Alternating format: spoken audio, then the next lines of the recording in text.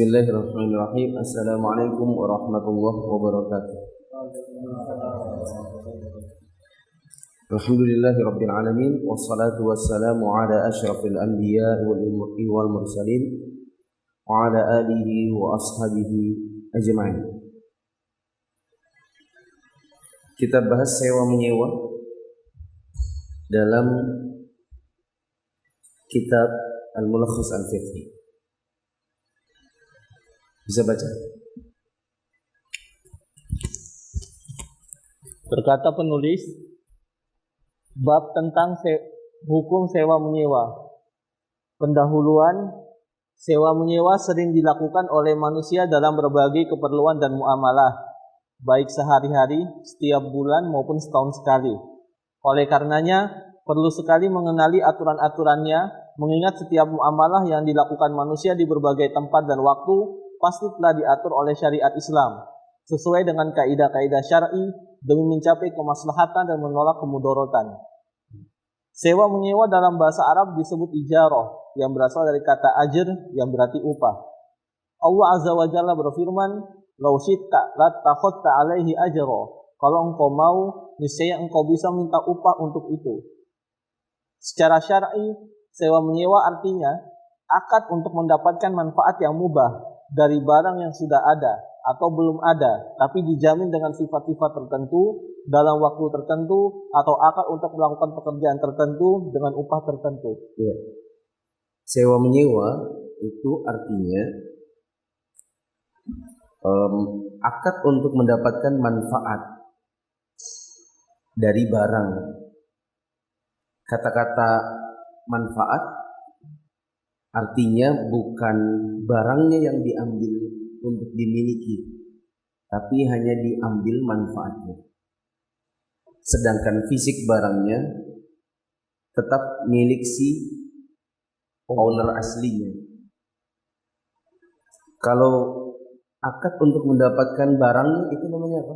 Jual beli. Jual beli. Dan ada sifat-sifat tertentu dalam waktu tertentu. Jadi ada masanya. Seperti kita sewa rumah, sewa mobil, itu ada masanya. Atau akad untuk melakukan pekerjaan tertentu, berarti yang diambil adalah tenaganya.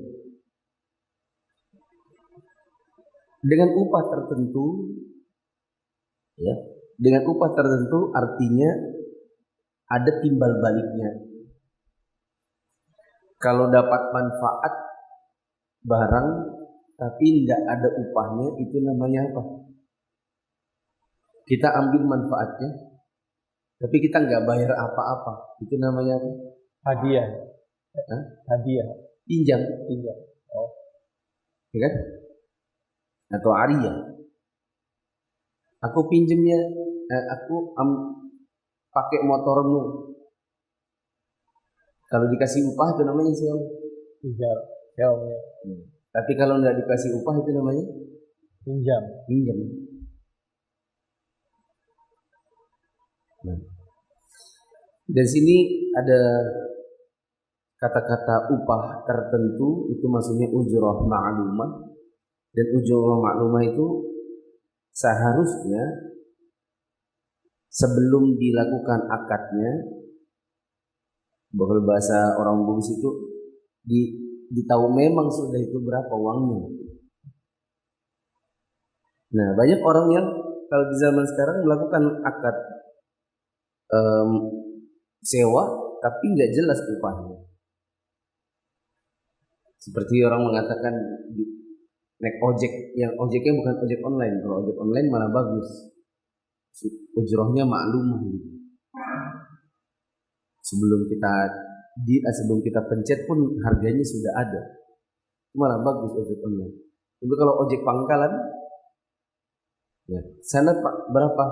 Gampang, naik aja. Ayo sudah. Naik sampai di sana, langsung kasih 5.000, dia bilang 10. Ya kan? Berarti kan ujrohnya nggak maklumah.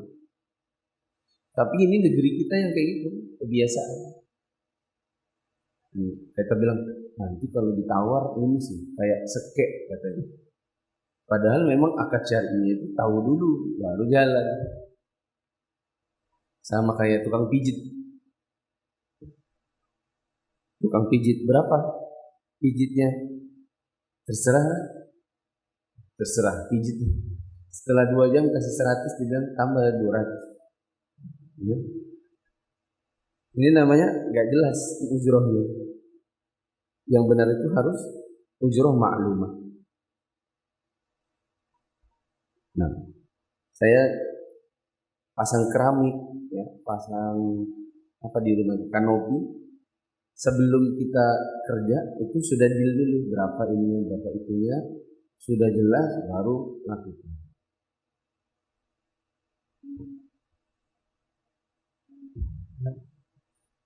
Tunggu ya, Muhammad nelfon. Hah? Ya.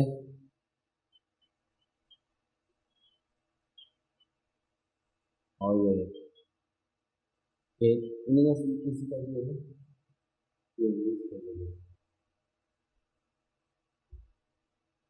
Mama trauma banjir. Bagaimana sudah?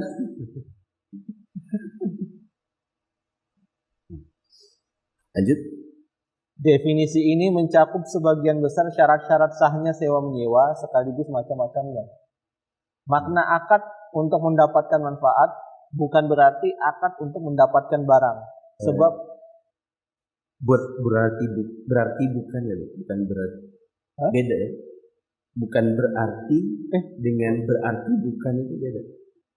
Makna akad untuk mendapat manfaat berarti bukan akad untuk mendapatkan barang. Sebab yang kedua ini tidak disebut sewa menyewa tapi jual beli.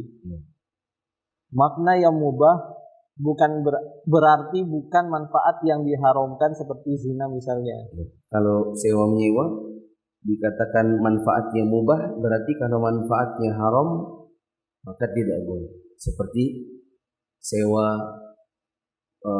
wanita misalnya. Ini perzinahan dan ini adalah sewa menyewa yang hukumnya haram. Kalau ada yang bilang kan badan saya, terserah saya. Kita bilang badanmu itu bukan kamu yang punya, badanmu itu yang punya Tuhan. Makanya kita tidak boleh jual beli organ itu haram hukumnya. Jual beli retina, jual beli jantung, jual beli ginjal itu tidak boleh, karena bukan kita yang punya. Terus makna dalam waktu tertentu berarti bukan dalam waktu yang tidak diketahui, karena akad semacam ini tidak sah hukumnya. Ya. Harus ada waktu tertentu. Kalau tidak jelas, misalnya berapa sewanya ini Pak rumahnya? Ini 15 juta. Ya berapa lama? Ya berapalah? Gitu. Tidak jelas. Terus makna dari barang yang sudah ada atau belum ada tapi dijamin dengan sifat-sifat tertentu atau akad untuk melakukan pekerjaan tertentu, berarti bahwa sewa menyewa ada 2 jenis. Pertama, sewa menyewa manfaat suatu barang yang sudah ada maupun yang dijamin dengan sifat tertentu. Contoh untuk barang yang sudah ada, rumah ini saya sewakan kepadamu. Sedangkan untuk yang dijamin dengan sifat tertentu, aku menyewakan seekor unta kepadamu dengan sifat begini dan begitu untuk mengangkut barang dan tunggangan.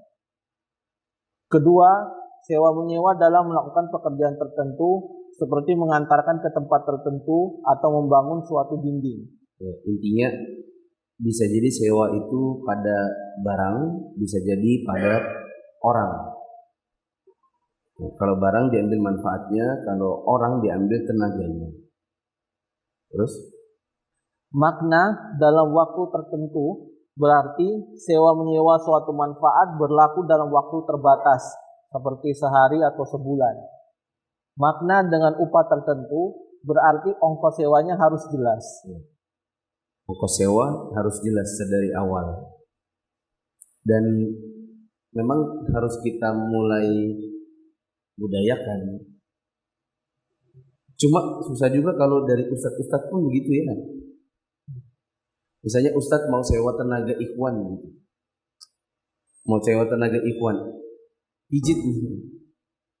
Ya kan nggak pernah tuh, tapi bisa pijit. Ya ustadz, datanglah dia.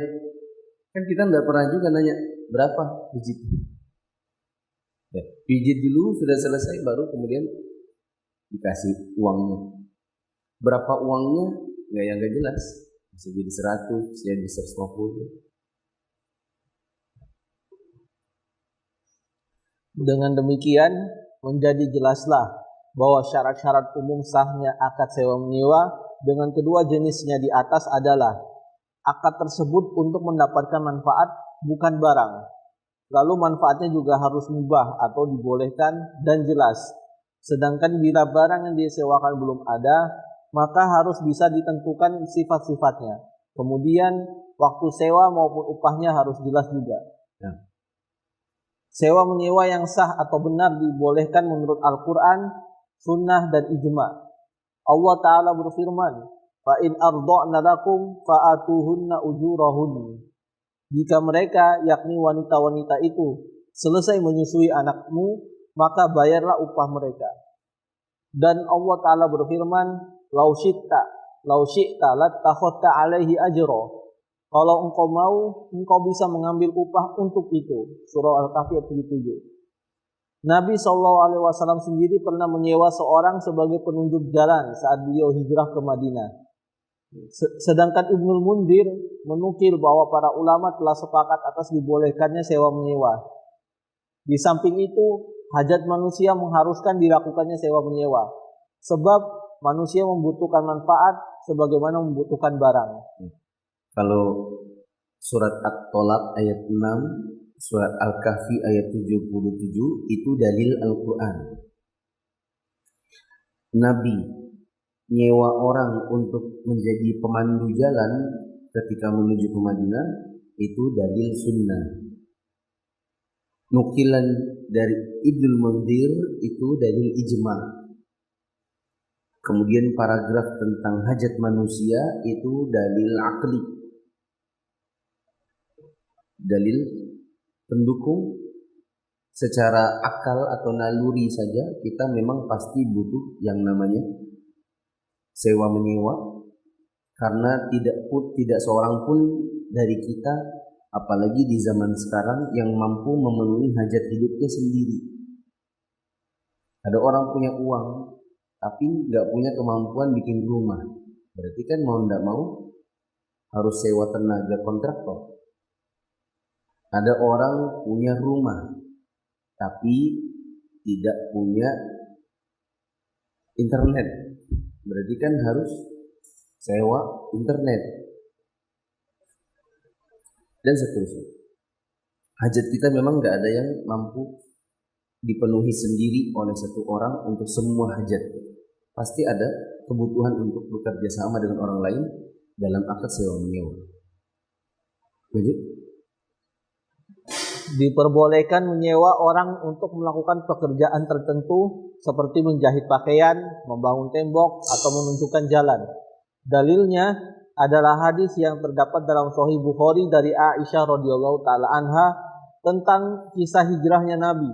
Bahwasannya Nabi SAW dan Abu Bakar radhiyallahu taala anhu menyewa Abdullah bin Uraiqid al-Laythi, dia konon penunjuk jalan yang ahli.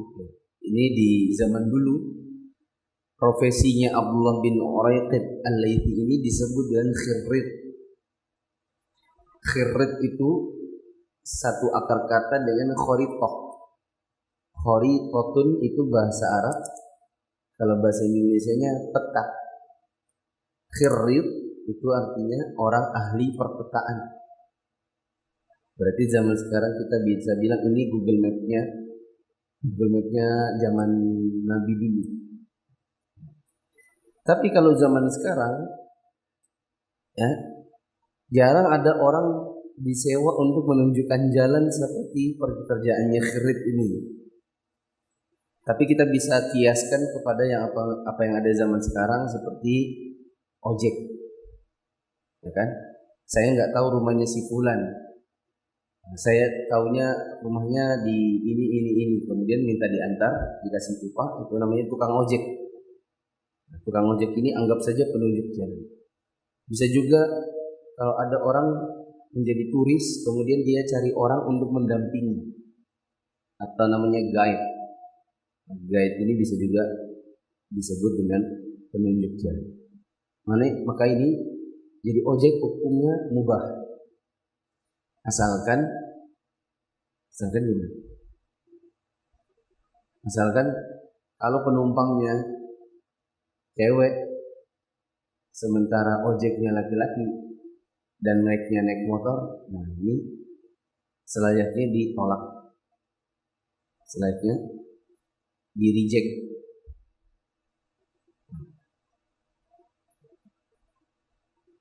Karena kan motor nggak bisa dikasih hijab ya.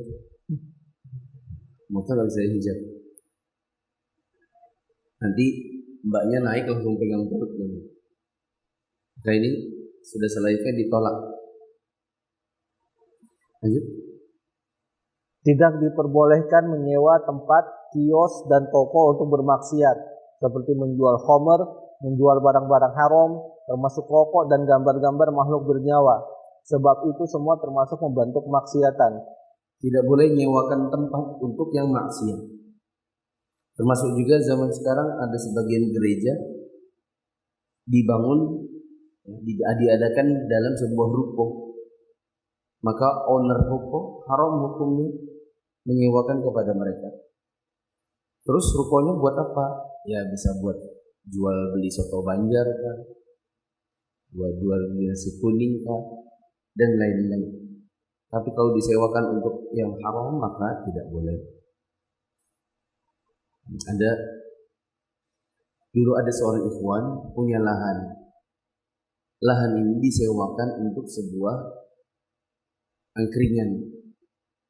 Nah belakangan ternyata dia bukan angkringan, tapi dia kayak apa ya? Pokoknya ada tempat karaoke-nya. Terus pasang ini LCD proyektor, ya kan, buat orang nobar. Nah, suatu malam saya lewat, nobarnya itu nobar dangdut koplo itu, ya kan. Oh, langsung tak telepon bapaknya. Pak, ini coba lihat video call. Apa itu Ustaz? Ini orang nobar koplo, udel-udel kelihatan semua, paha-paha kelihatan. Singkat kata intinya saya bilang itu harus diputus kontraknya. Alasannya ya bilang saja kamu sudah nggak sesuai akad. Akadnya kan angkringan kan mubah. Angkringan itu kan jual beli apa namanya? Jual beli sate telur puyuh gitu kan, gorengan. Nah, ini kan sudah berubah. Ini jadi kayak kafe jalanan. Putus kontraknya. Kembalikan uangnya yang tersisa. Adapun yang sudah lewat halal aja. Gitu. Lanjut. Seorang penyewa boleh menyewakan barang sewaannya kepada orang lain yang menggantikan posisinya untuk mengambil manfaat barang itu. Hal ini karena manfaat barang tersebut telah menjadi miliknya, maka ia boleh mengambilnya sendiri atau melalui penggantinya, dengan syarat kedua-duanya sama dalam menggunakan manfaat barang sewaan, bukan lebih parah. Parah itu diganti menjadi bukan lebih berat bebannya.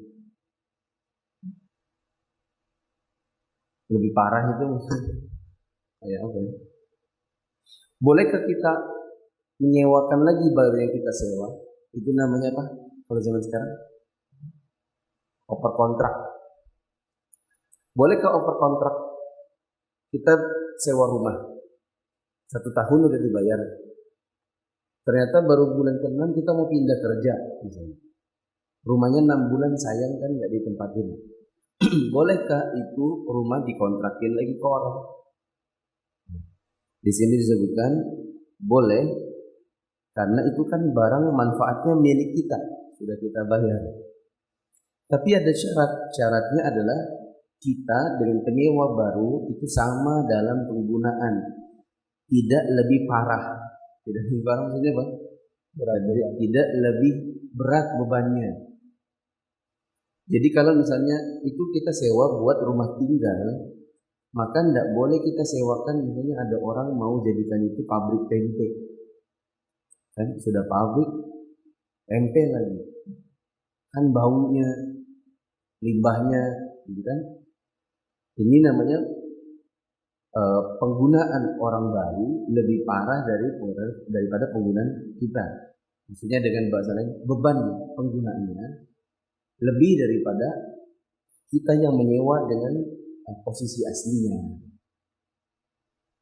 Jadi Bang,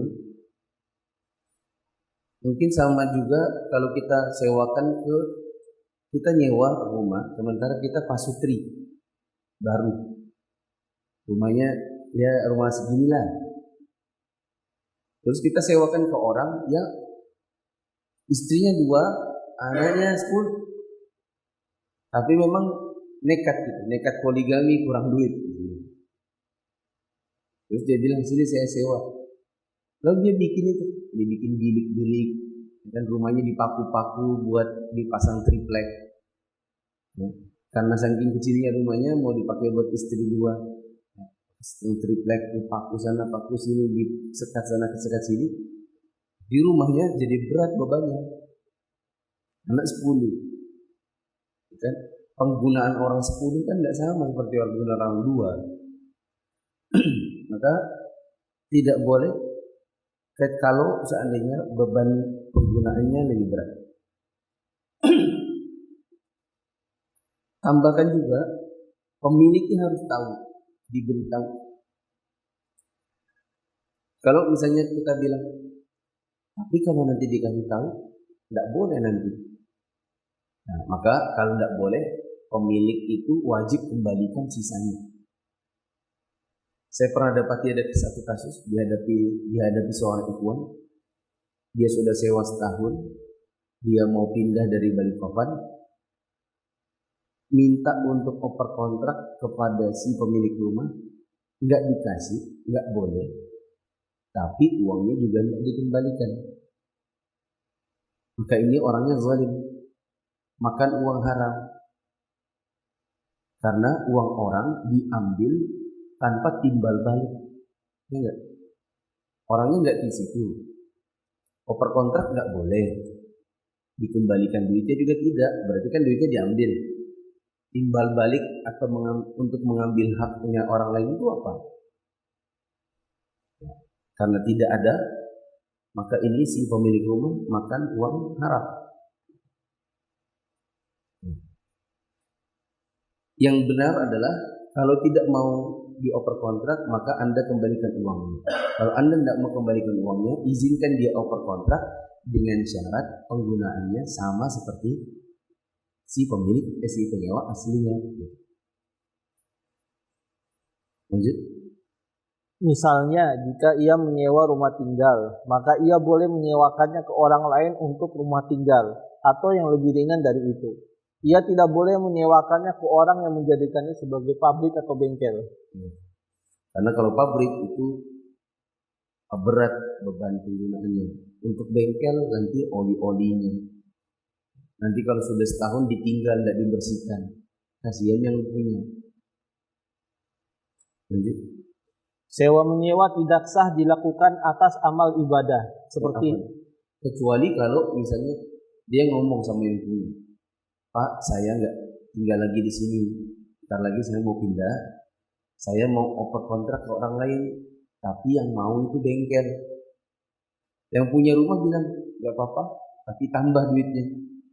Nah, datangkan si penyewa kedua, kemudian deal berapa tambahannya, maka itu punya boleh. Jadi, bila bebannya lebih berat, maka hukumnya boleh asalkan pemiliknya tahu ridho.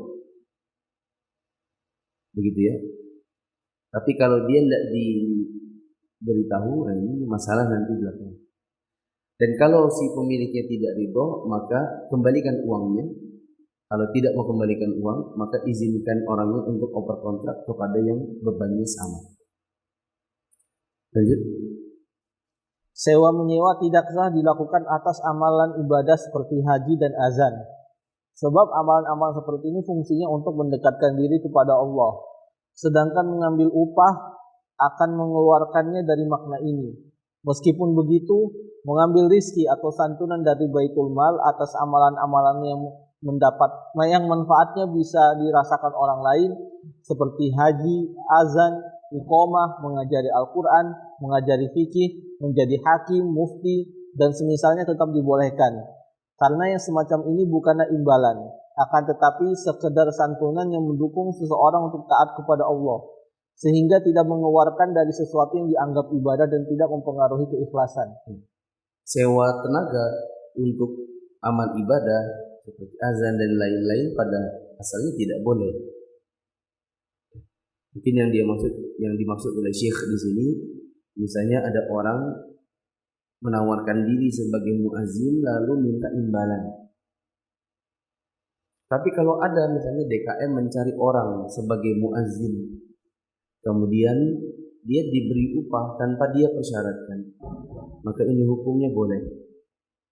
Ini masuk dalam masalah ta'awun, tolong menolong dalam ketakwaan. Begitu juga ada orang pergi haji, dia mau badalkan orang, lalu dia beri syarat, saya badalkan dengan syarat saya diberi upah 10 juta, maka ini tidak boleh. Tapi kalau misalnya ada orang bilang, tolonglah badalkan, ini uangnya dan ini kami kasih kamu biaya perjalanan dan biaya makan, maka ini boleh. Nah, jadi kalau jadi imam dan muazzin yang pekerjaannya hanya untuk itu, tidak ada pekerjaan lain, nanti uangnya dia diberi mukafaah bulanan, maka ini insya Allah hukumnya boleh. Asalkan tidak memberi syarat.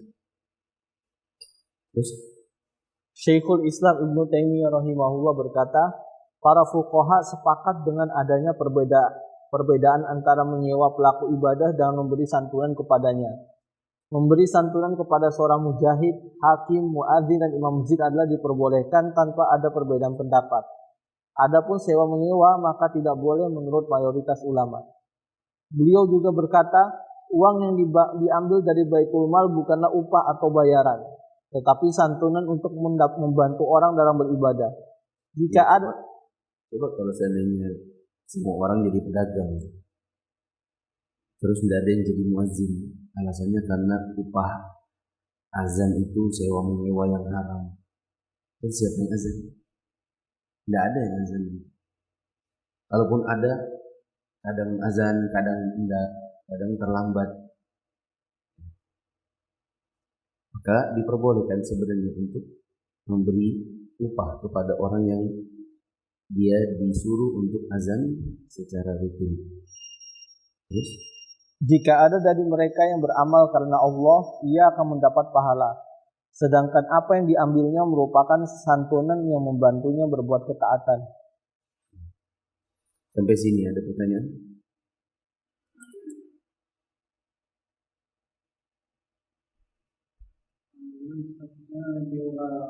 Rumah atau tapi ruangannya banyak kan, lebih dari itu yang disewa.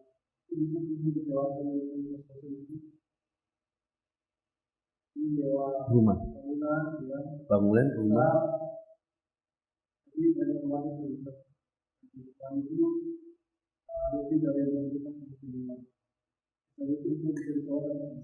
Boleh. Seperti tadi. Iya, harus ngomong sama pemiliknya. Pada dasarnya intinya sebenarnya boleh. Dia sewakan lagi dan sudah selayaknya si pemilik bangunan mengizinkan untuk disewakan lagi. Begitu. Tapi memang seharusnya sedari awal sudah berikan. Mungkin biasanya juga pemilik bangunan kan akan tanya, ini nanti dipakai buat apa mas? Saya nanti mau buat ini, nanti yang ini saya kontrakin ke orang. Dari awal sudah ngomong. Lanjut. Hal-hal yang harus dilakukan oleh pemilik dan penyewa. Pemilik harus menyediakan hal-hal yang membuat barang sewaannya bisa dimanfaatkan sepenuhnya oleh penyewa, seperti mereparasi mobil, menyiapkannya untuk dipakai berpergian dan mengangkut barang, renovasi rumah yang akan disewakan, dan mereparasi kerusakan yang terjadi, termasuk menyiapkan sejumlah fasilitasnya. Pemilik harus menyiapkan barang yang disewakannya untuk sesuai dengan kondisi pemakaiannya. Ini yang paling, salah satu yang paling di negeri kita ini yang paling rusak gitu. Yang seperti ini adalah sewa menyewa mobil buat luar kota. Di Jakarta itu banyak orang jual sewa menyewa mobil, tapi mobil-mobil yang nanti setelah dipakai, misalnya dipakai 50 kilo rusak, nanti yang disuruh ganti si penyewanya. Malah yang melakukan itu info-info juga kadang-kadang yang sudah ngaji, nyewakan mobil tapi mobil rusak, dipakai ke Samarinda, baru nyampe kilo berapa ada kerusakan. Ya, orang yang nyewa jadi nggak nyaman, tujuan perjalanannya jadi terhambat. Kalau dia punya target harus nyampe jam sekian, jadinya nggak nyampe. Begitu nanti dia yang dituduh sebagai yang merusakkan. Terus? Sedangkan penyewa harus menghilangkan semua yang terjadi akibat perbuatannya setelah kontrak selesai. Apa itu maksudnya? Harus menghilangkan semua yang terjadi akibat perbuatannya setelah kontrak selesai. Mungkin diantaranya kalau ada orang nyewa rumah, ya ketika dia akan pergi meninggalkan rumah tersebut, maka dia harus bersihkan. Jangan ditinggalkan dalam keadaan banyak sampah, banyak kerusakan, sudah dia paku sana sini. Paling bagus juga kalau kita menyewakan rumah, bilang, maaf ya, tidak boleh, kami tidak mengizinkan pajang-pajang sesuatu kecuali yang sangat urgent seperti cermin. Tapi pajang figura dan lain-lain, foto pernikahan, kami nggak izinkan, soalnya nanti kalau dipaku nanti bolong-bolong. Padahal salah satunya adalah supaya dia tidak pajang foto. Lanjut. Sewa menyewa adalah akad yang mengikat penyewa maupun pemilik, sebab ia termasuk bentuk jual beli hingga hukumnya pun sama. Jadi masing-masing pihak tidak berhak membatalkan kecuali atas keridhaan yang lain, kecuali bila penyewa mendapati aib yang tidak diketahuinya saat akad, maka ia berhak membatalkannya. Misalnya dia sewa mobil, bagus pak, ini bagus mobilnya, bagus. Sudah jalan, nggak lama ternyata ada sebuah kerusakan, maka dia bisa membatalkannya. Pemilik harus menyerahkan barang sewaan kepada penyewa dan memberinya keleluasan untuk memanfaatkannya. Bila ia menyewakan sesuatu namun menghalanginya untuk dimanfaatkan selama waktu sewa atau sebagiannya, maka ia tidak berhak mendapatkan sebagian atau seluruh ongkos sewa. Yes. Ini maksud dari yang ditanyakan. Pemilik harus menyerahkan barang sewaannya dan memberi keleluasaan.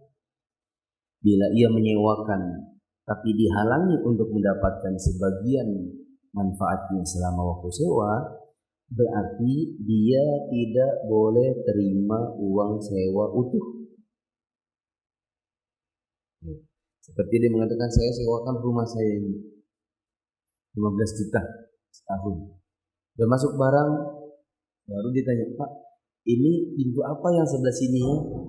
Oh itu masuk garasi. Ada barang-barang saya. Saya juga butuh garasi. Bisakah saya? Oh nggak bisa. Itu punya saya. Nah, tapi kan rumahnya ini termasuk garasi. Ya apa kita tidak punya garasi, masa saya parkir mobil di pinggir jalan, nanti dimarahin warga. Oh tapi ada mobil antik saya di situ. Nah, gimana jadinya? Sudah terlanjur masuk lagi barang-barangnya. Sudah selayaknya orangnya mengembalikan sebagian dari uang sewanya, karena kan dia tidak memberikan seluruh manfaatnya. Mungkin tadi nyewa bangunan banyak ruangannya, ya, tapi kalau ada yang nggak boleh disewakan lagi, nggak boleh dimanfaatkan, maka dia tidak berhak untuk mendapatkan sebagian dari yang berapa yang bisa dihitung. Tapi memang tadi saya sudah bilang, sudah selayaknya kita itu kalau mau jalin akad sewa, pastikan semuanya, pikirkan sedetail-detailnya sebelum serah terima. Nanti kalau sudah serah terima, ada hal-hal yang kita bilang, oh gampang itu, tidak ada masalah itu. Belakangan baru lain. Kayak gitu misalnya. Pak ini saya butuh ruangannya. Ini kok nggak dikasih kuncinya? Oh nggak bisa mas, itu banyak barang. Tapi saya butuh. Tapi saya nggak mau kasih. Terus gimana? Maka itu lemari sudah masuk, kasur sudah masuk. Ya kan? Di dunia yang kita jalani sekarang ini kan banyak hal yang terjadi seperti itu. Sudah jalan, udah tengah jalan, baru terpikir, baru kemudian lainnya belakang. Coba dalam kasus antum tadi, kalau orangnya bilang, saya memang nggak boleh nyewakan kos-kosan, masnya kan sewa. Saya nyewakannya masnya. Ya tapi kan ini Pak, ini sayang nih ruangnya nggak terpakai. Loh, pakai aja. Tapi saya nggak bisa pakai, kelebihan. Ya urusan situ. Yang penting kalau mau pakai, pakai. Tapi kalau nggak mau dipakai, ya nggak boleh bisa. Akhirnya kita sudah nyewa besar, gitu. Ada hal-hal yang terfikirnya belakangan, baru kemudian jadi pertengkaran. Jadi Pemilik harus menyerahkan barang sewaannya kepada penyewa dan sudah kebaca tadi. Sebab ia tidak menyewakan.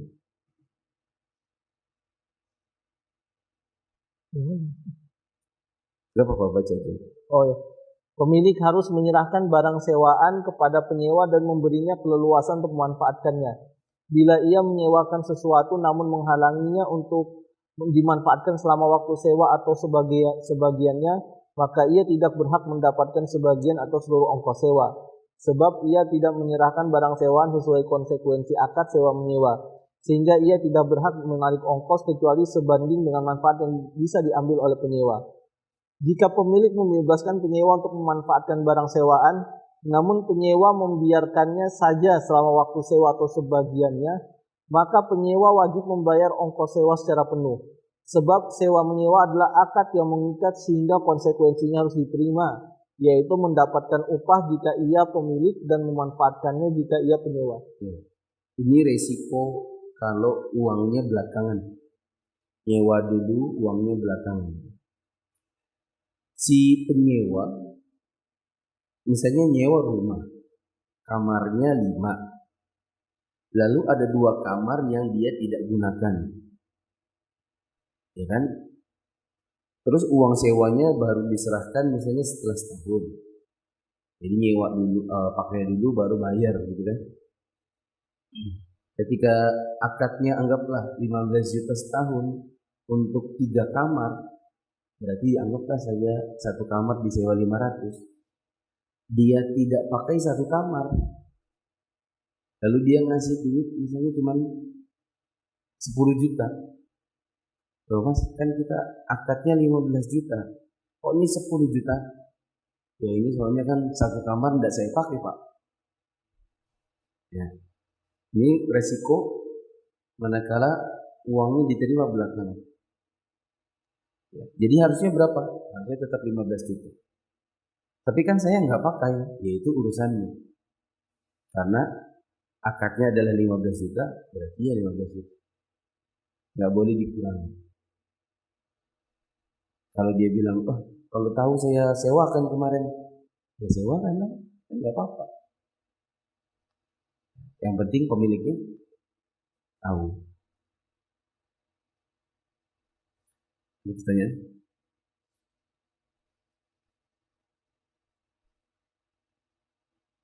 Ada selesai. Ya deh. Demikian.